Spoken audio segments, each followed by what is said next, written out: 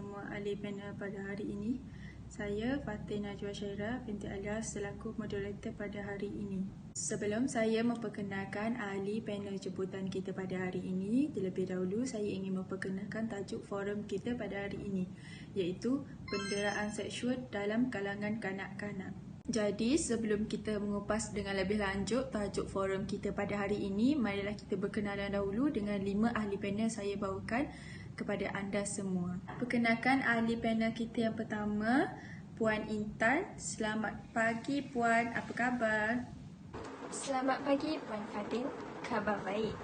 Panel kita yang kedua, Profesor Dr. Loshini. Selamat pagi Puan. Salam sejahtera. Terima kasih kerana sudi menjemput saya hari ini. Diikuti dengan panel kita yang ketiga, iaitu Peguam Diana. Selamat pagi Puan Diana, apa khabar? Selamat pagi. Alhamdulillah saya sihat. Seterusnya panel kita yang keempat, Puan Haslinda. Selamat pagi Puan, apa khabar? Selamat pagi Puan Fatin, khabar baik. Dan panel kita yang terakhir iaitu Pegawai Perubatan Maisarah. Selamat pagi Puan Maisarah, apa khabar? Selamat pagi Puan Fatin, khabar baik. Puan Fatin sihat ke? Baiklah, sebelum kita pergi dengan lebih mendalam tentang isu masalah forum kita pada hari ini, izinkan saya untuk menerangkan tentang isu semasa, maksud kanak-kanak dan akta kanak-kanak. Baiklah, isu semasa satu persoalan mengenai perkara pokok, sesuatu yang berada di dalam penerbitan bersiri seperti majalah, surat khabar dan lain-lain. Selain itu, isu semasa adalah suatu perkara atau kejadian yang berlaku pada masa kini. Contohnya, isu seperti penderaan oleh pengasuh kepada kanak-kanak yang dijaga oleh mereka. Penderaan ini hangat diperkatakan dalam kalangan masyarakat dan sebagainya.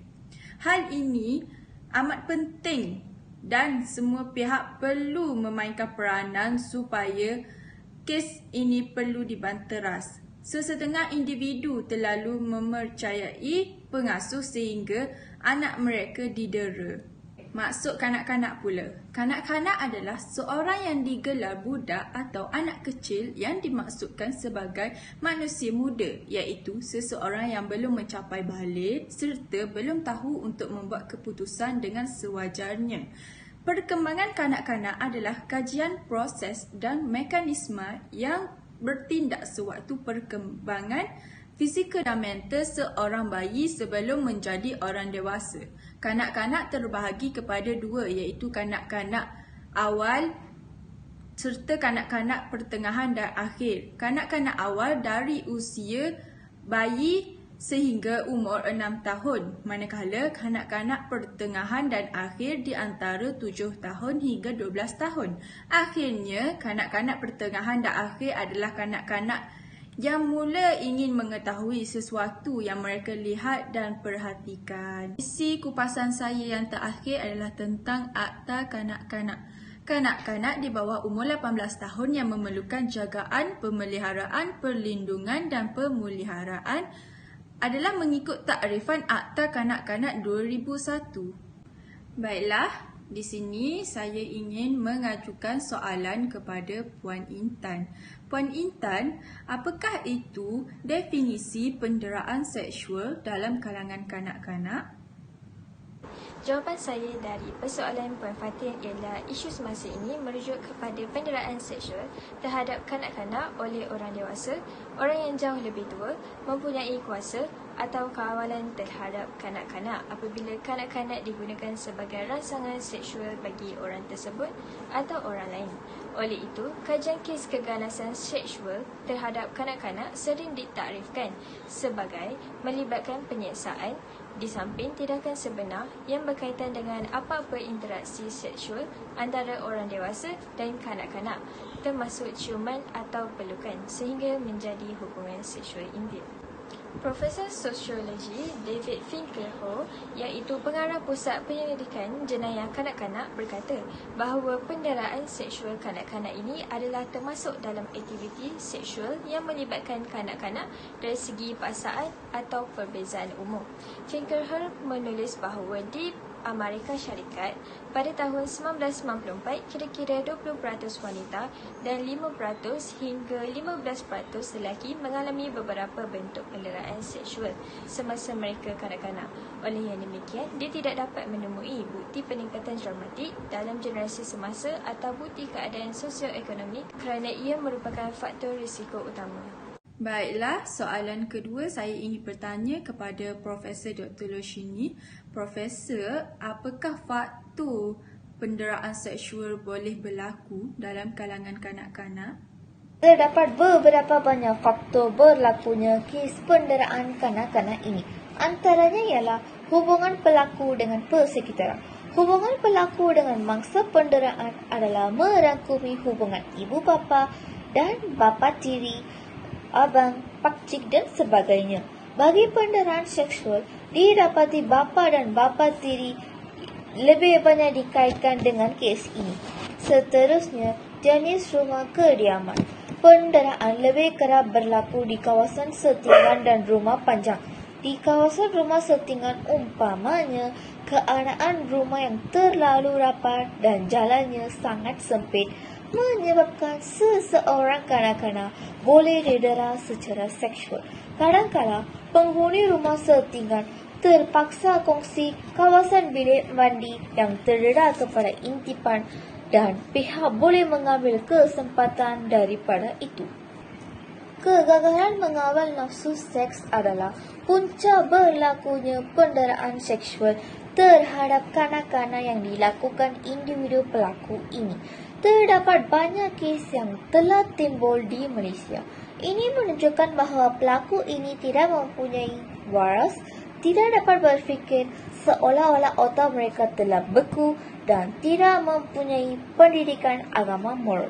Dari segi sudut faktor membalas dendam pula, kemungkinan pelaku pernah dikecewa oleh kekasih mereka.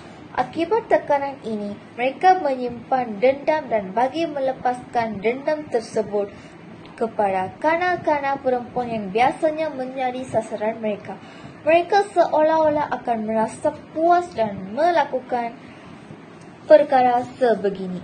Okey, baiklah. Profesor Loshini telah mengulas lanjut tentang faktor-faktor yang boleh berlakunya penderaan seksual dalam kalangan kanak-kanak. Baiklah, tanpa membuang masa, saya ingin bertanya kepada Peguam Diana tentang kesan daripada berlakunya penderaan seksual ini terhadap kanak-kanak. Assalamualaikum dan salam sejahtera saya ucapkan kepada moderator dan ahli panel yang lain. Di sini saya ingin menerangkan beberapa kesan penderaan seksual kepada kanak-kanak. Sebagaimana yang diketahui, lazimnya kanak-kanak yang menjadi mangsa keganasan seks akan mengalami kemurungan, berkeadaan selaru, mengasingkan diri dan merasa malu untuk memberitahu orang lain. Di samping itu, mereka banyak lagi menghadapi masalah seperti merasa tidak selamat seandainya perkara itu berulang lagi kepada mereka, putus asa dan menghadapi mimpi yang menakutkan. Sesetengah kanak-kanak pula mungkin memandang rasa sedih, kecewa, marah dan geram ini dan ia mempamerkan dengan menunjukkan tingkah laku yang agresif.